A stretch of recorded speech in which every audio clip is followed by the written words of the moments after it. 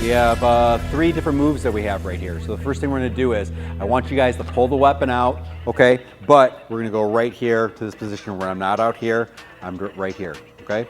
First move we have is just a front kick. All I want the person to do is, they're gonna hold the pad in the exact same spot, regardless of what tool I'm using. So you see how Salim has the pad just like this, where I can kick if I need to, all right? So we don't have to hold it the other way like we might in class. You're gonna hold it just like this, and all I'm gonna do is, I'm just gonna be front kicking. Boom, that's the first move that I have. As simplistic as it is, now we're kicking, but we're also being aware that we have a firearm in our hand. Where we're pointing it, okay, and things like that, super, super important, okay? Where should our finger be, obviously? Okay, it should be straight, it should be off the, okay? And the reason being is because if you put your finger on the trigger and all of a sudden we kick, what could happen? Boom, okay, right, okay? So fingers all, off the trigger. I pulled the weapon out, decided not to shoot, okay? Make sure that nothing that I want to shoot is in the line of fire right here. And all I'm doing is I'm going for that front kick right here. Boom, that's all I'm doing. So I'm pulling right here just like this, boom, and I'm kicking, okay? Just getting used to that. Does that make sense? Of that feeling right there. All right, so pre-shooting, we have the front kick, we have the hammer strike, and then we also have our stomp kick.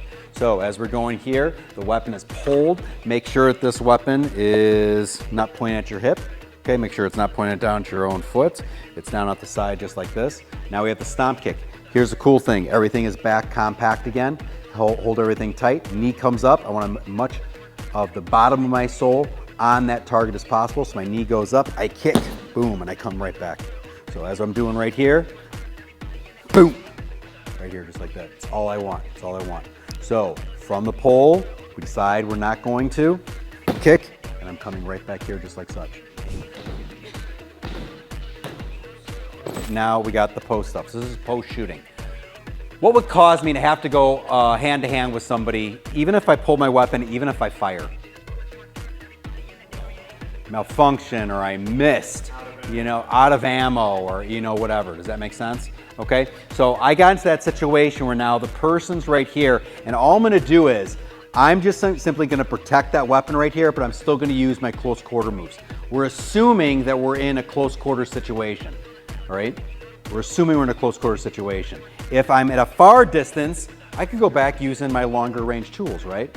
But I wanna, once again, go back to the close quarter situation right here. Now, could I have the person grab the weapon? Yes. If they grab the weapon, what do? We go back to our retention technique, right? But let's just assume, for some reason, we had a malfunction, we ran out of ammo, whatever it is. Post-shooting, okay, I'm done as far as that goes. Now what do I do, or what can I do in that situation? We simply go back to our elbow, knees, and headbutts. That's all that happens.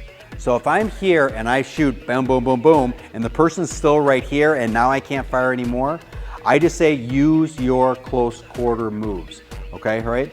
I'm not saying that if the gun's taken away from me, there's no threat if it malfunctioned or if it ran out of ammo.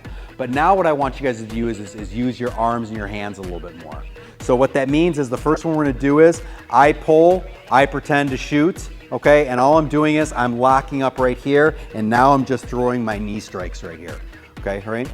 So here's the combo. We're gonna put 3 into 1 move. I have a knee strike, I have a headbutt. When I do a headbutt, I'm taking this person's face and I'm pulling it to the top of my head. And the last thing that I have is an elbow strike, as long as we practice not getting too close to our training partner's face. Okay, all right? A lot of people that get a little hyped up right here, this looks good, and then all of a sudden, we catch them right there. So be very, very careful with that. So here's the combo that I want. Pull, okay? Trigger pull.